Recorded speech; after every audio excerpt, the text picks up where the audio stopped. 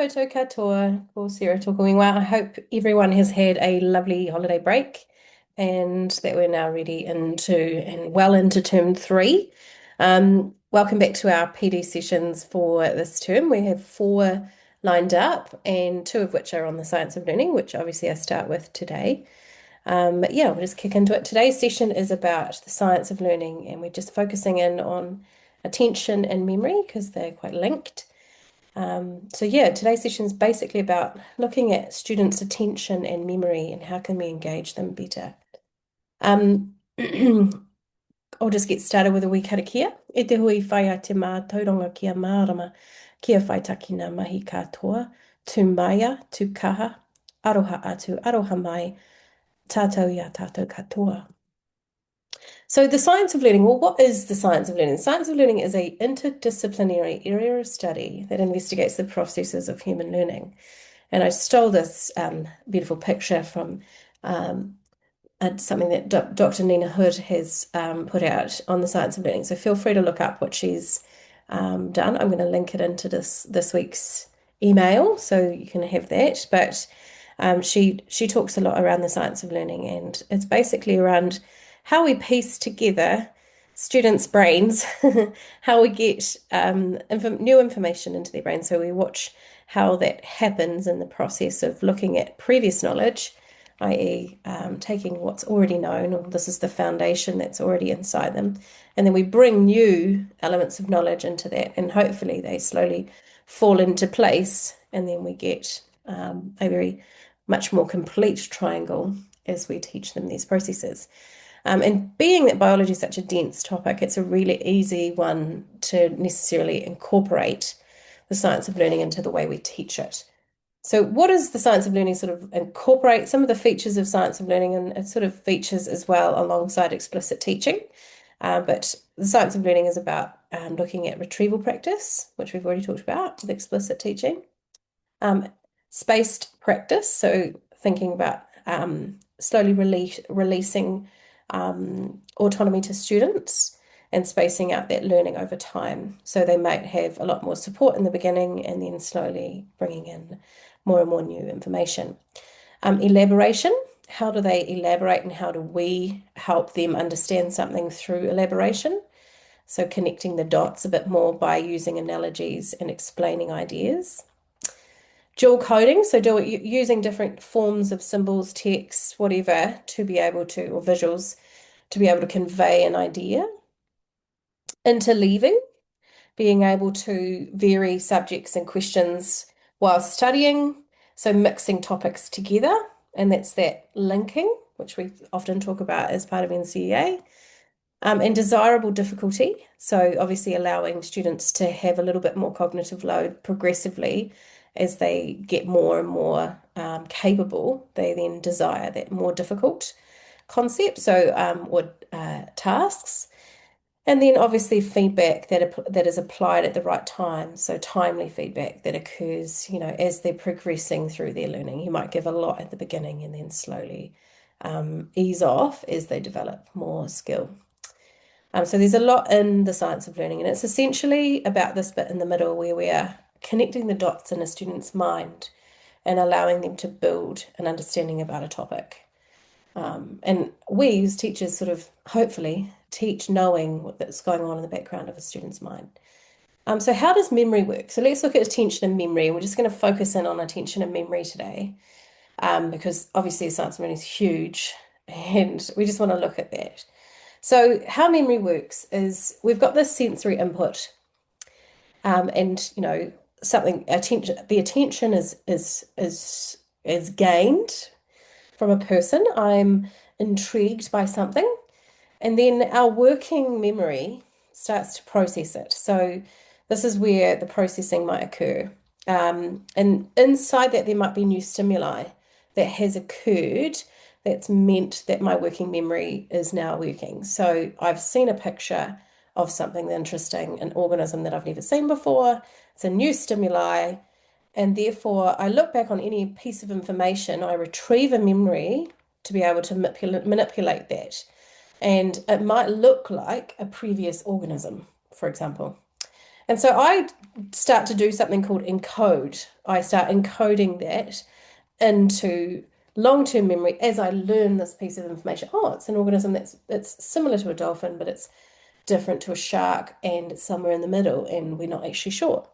But this is that whole as I learn the new stimuli, as I add more into that working memory, it starts to then gain an understanding of this new organism and then encode it, which then takes a long time to build in the long-term memory, which requires this process of encoding itself is a very long-winded process, and for some students may take a long time, may take many repetitions of different tasks of doing the same thing before you can actually start to really build that long-term memory up. And then we retrieve it. So as we slowly build it into our long-term memory, we can then work it back into our working memory as we learn new stimuli. So it becomes a process. So how does attention work? So looking at the attention side of this picture, attention is the mental process of selectively focusing on particular information, thoughts or activities while filtering out other stimuli. So it's looking at something intently. And some people focus in with attention very well. Those with ADHD may struggle with that, and therefore attention is an issue for them. But in generally, most people have this ability to be able to focus on a particular piece of information or thing or activity or whatever is gaining your attention. It's something to actually observe of yourself. But attention is actually the gateway to learning. So it's opening the door in metaphorical language. So we're needing to attend to the new information before we process, before we make sense of, before we put anything into a memory, we are opening the gate to, or the door to this new idea, new something. And so gaining students' attention is actually part of the creative facet of being a teacher. And so let's look at some of the characteristics of attention. Attention is selective. We essentially choose what we focus on. So I find it very difficult to focus on something that's monotonous, that's boring, that's not colourful, or that hasn't been made interestingly, or that isn't interesting. I think luckily in biology, most things are interesting, but that's just me. But in other subjects, I find perhaps maths, for example, might be a challenge. But it depends on the student. So it's selective. And so what is interesting to one person might be not interesting to another. It's limited. We can only focus on one thing or a certain amount at a time. We all collectively, humans, can only attend to a certain amount at one time. It's directed. It's captured by external focus factors, so noise, demonstration, and some kind of listening. It's focused in a direction, and yeah, and then it fluctuates. It naturally shifts over time and needs refreshing. So it's sometimes really difficult to maintain attention on something that might be interesting in the beginning, but may not always be interesting. So all of these have come from this reading here, which I'll add to the bottom. There are different types of attention. Sustained, selective, divided, executive. And all of them have different roles. So essentially maintained over time, sustained, that's something that you may need a long period of time to complete. So for example, a piece of artwork or a piece of writing, if you're focused over time, it needs to remain that way. Your attention needs to be focused on that one thing for a long period of time, hence it remains sustained. It might be selective, focusing on an important piece of information and then moving on. And then it might be divided, that you might be doing two things at once. So some people can talk on the phone and cook dinner. That's a divided type of attention. And then you've got this executive one, which is manages to achieve a goal. And then your attention's only on that for the achievement of that goal. And then once the goal is achieved, well, maybe that's not where the attention goes. That's why you have to find with students like that who need short goals that might need lots of different scaffolds to support their attention on something, as they know that they're going to reach their goal, they might need a new one. Suggestions for gaining students' attention. So let's get to the practical side of this. So how do we gain their attention? Well, I've talked about this many times. A good hook, having a good hook. Trying to think about what would interest your students is actually one of the hardest parts of being a teacher. And as we get older in teaching, we often find that we struggle to find these good hooks as much, I guess, yeah, as we might have in the early days. The one benefit being a young teacher is that you can often think in the minds of a teenager. So a good hook is very good. So finding biology in the world around them is a really important one. So real world problems, which I've obviously added here, are a big part of what I try to do as a teacher. I try and focus in on what's happening in the world around them. I might find some fun fact or statistic. I have found when teaching 91603, the plant and animal responses, I often get my students to log their own activities. And I just find they find it fun to be able to think about what their biological clock is doing. So when I'm teaching that biological clock, I like to find something fun about that. And it might be actually them logging their activity for a week and when they go to sleep and when they get up, and then considering the factors in their whole biological clock. We use it then when we start analyzing biological clocks. But they find that fun and it's actually very engaging. And it gets really interesting when you start talking about what's an endogenous rhythm and an exogenous cues. Um, a question could be a really good one to start with. Practical activity, short video, image. I don't recommend long videos. I personally haven't found them successful, um, even when they're coming to sustained kind of memory attention grabbing. It doesn't remain. It doesn't either. I have never found long videos successful unless it's a movie. And even then now, students are struggling. And I think it's something to do with the dopamine release and the constant use of technology. There's other books on that. So short videos, short everything, image, practical demonstration. If you're going to do a practical, keep it short and sweet and keep it to the point. Some people, might run a whole practical over a whole lesson, but if you can do it in a shorter amount of time, you may actually be able to convey the same concepts and still maintain the attention of your students. So think about ways that you might be able to ensure that your students' attention is remained on a task at each time. But at other times, students might enjoy the whole long practical. If they're doing, it's really good. Relevance and purpose. Explain why a student needs to know something. Often teachers don't spend time on this. I find I've been into a lot of classrooms now, and they might say, we're learning about this today, but they don't say why they're learning about this. And they might explain that, the learning outcomes of the lesson, but they may not actually explain why they're doing it. And we're like, well, yeah, it's part of your assessment, but this will also help you with blah, blah, blah. So learning about biological clocks will help you with your own management of your biological clock and explain how the biology of what you're about to teach the students will help them in their life. And with bio, we can. All right, there's a lot of benefits. Curiosity and cognitive challenge. So, have they got a problem to solve? So, can you work an activity into being a challenge?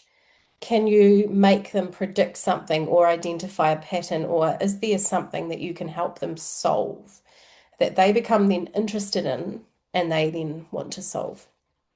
And doing it in groups can actually help too.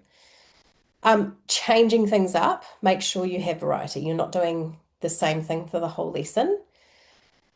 I don't recommend that in most cases anyway, unless you've got a special situation going on, but variety is important. And then variety from day to day as well, so that the lesson isn't just the same layer. While they want to be able to predict the lesson, it doesn't have to remain boring. Ensure that you've got students' active participation. So if at any point your students are starting to go into sleep mode, they're starting to lose attention or they drift off into space, you've not got active participation. So it's important to start involving kinesthetic things. So I use a lot more kinesthetic stuff to get that active participation from my students. While some students might like sustained attention, Some might like to focus on one task over a period of time, but others don't all. So getting everyone in it, changing it up, not just having the same thing is important. So think peer shares, polls, quizzes, whiteboard posters, group investigations, and then, as I said, kinesthetic tasks, getting them doing. Can you do a role play? And then the last thing is actually teacher enthusiasm. I have found some of the things that really gain your students' attention is your passion. Can you vary your tone? Can you relate it to your life? Can you make eye contact and positive energy about your topic? When you're explaining something, can you make it interesting? Does it, if you use an analogy, does it then help gain their attention? So just some ideas there. Then we move on to memory. Memory is the process of encoding, storing, and retrieving information. So Daniel Willingham talks about this, and actually we've used this diagram before. I haven't, Jenny has. Jenny's one of our other presenters. She has talked about this diagram specifically, and that as we can see here, I've got a connection here between the environment, the attention of the person to that environment, and then that goes into the working memory. And obviously through the eyesight. So that's why we are sensory organisms, but why visual people or visual learners really, a lot of people who are really visual anyway, need that for their working memory to focus and to gain their attention. Right, and then it goes into the long memory process, and this is called internalization or learning. The internalization process is you thinking about something, and then it moving into the long-term memory zone of your brain. And in this case, I'm trying to remember the name. Vygotsky actually talks about the internalization process in the sociocultural learning theory. And this process here can take a long time for some, and it can be short for others. And then obviously remembering is then drawing from that long-term memory, and that's what you want at the end of it all when the students are doing their exams. But there's the different types of memory here. When we talk about memory, it's slightly different. We've got sensory memory, which holds the information of the senses, which is why sometimes involving different types of senses, touch, feel, taste, all of those, not so much in bio, because often you can't eat in a lab, but you can involve a lot more of the senses than perhaps we think about often doing. But it is a type of memory. And then obviously, as I've mentioned, we've got the working and long-term memory that helps. To memorization, this process of memorization, we go from, here's the memorization. 3 times 4 equals 12, right? We memorize that concept.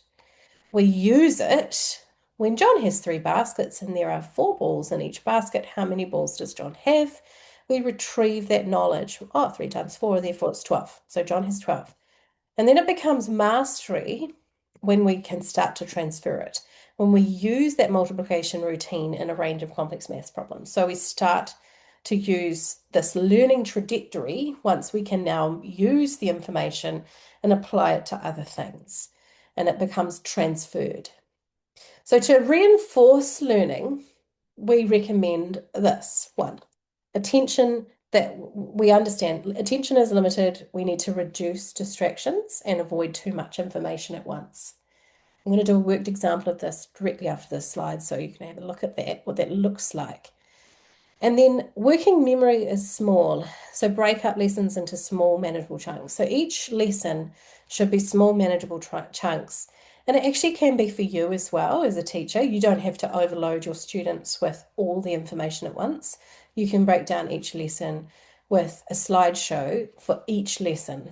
So you're progressive. Something that's what Jenny likes to do. I personally like one slideshow for a whole topic, but to make that more manageable for certain levels of students, you might want to break down how many you cover and then manage what's on those. Activate prior knowledge always. So if students are learning new information, can you connect it to what they know already? How does memory drive the learning? Well, repetition. Repetition is required in order to move information into long-term memory.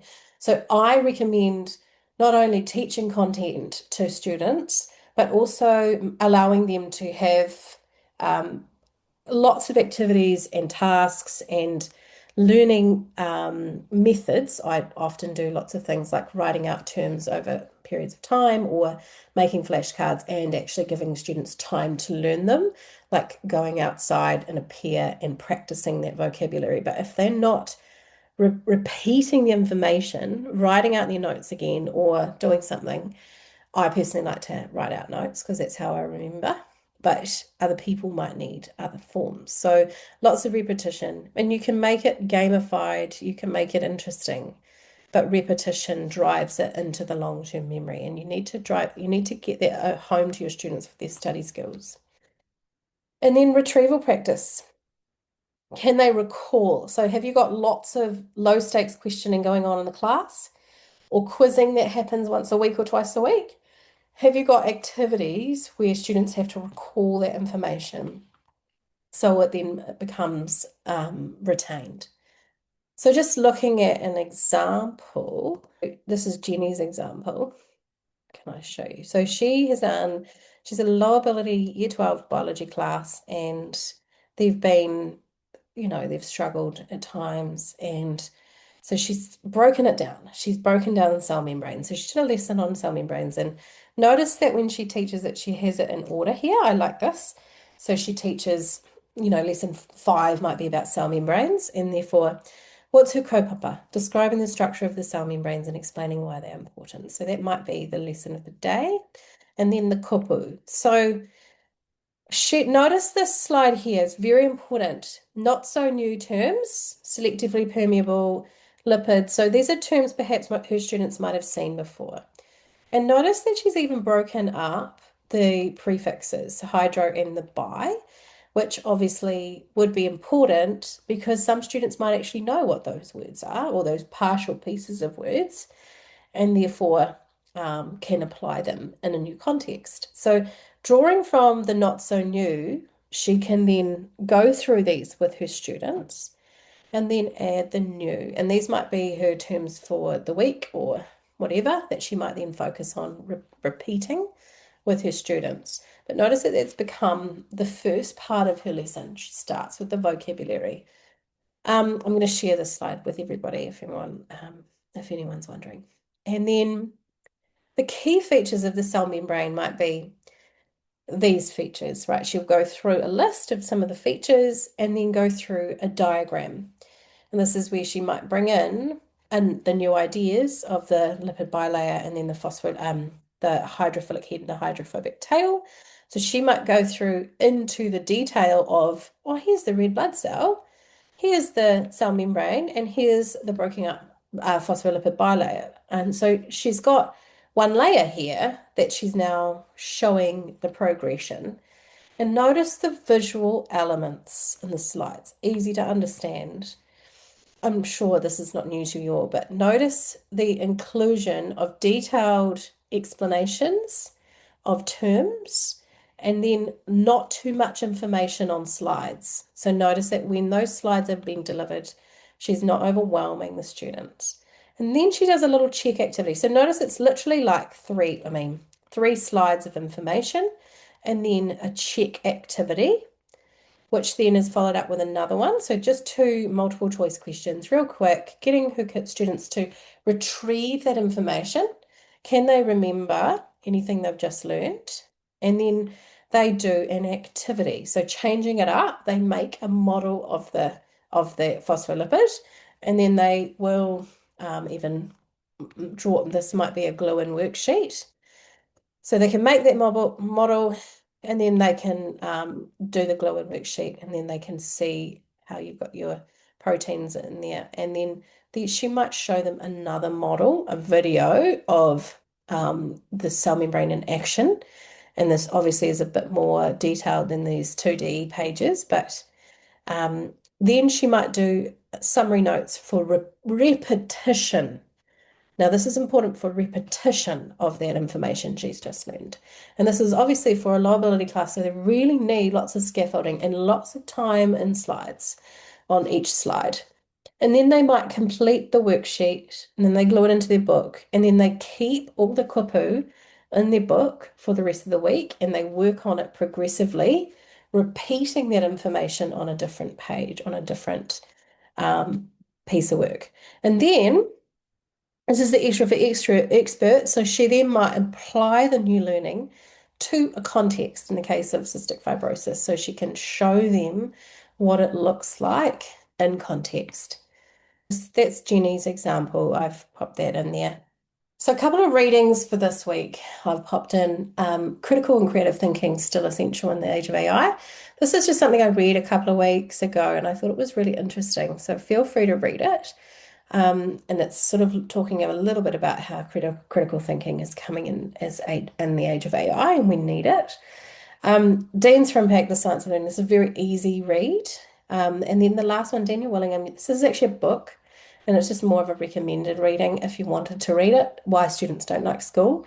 This is a really interesting one because it actually, Daniel Willingham talks about the science of learning in it as context and how you can help your students like school by using the science of learning. And then just some of the references from today. And just a wee whakatauki. Mā te rongo ka mōhio, mā te mōhio ka mārama, mā te mārama ka mātou, mā te mātou ka ora. So kia ora koutou everyone. That is the end of our session.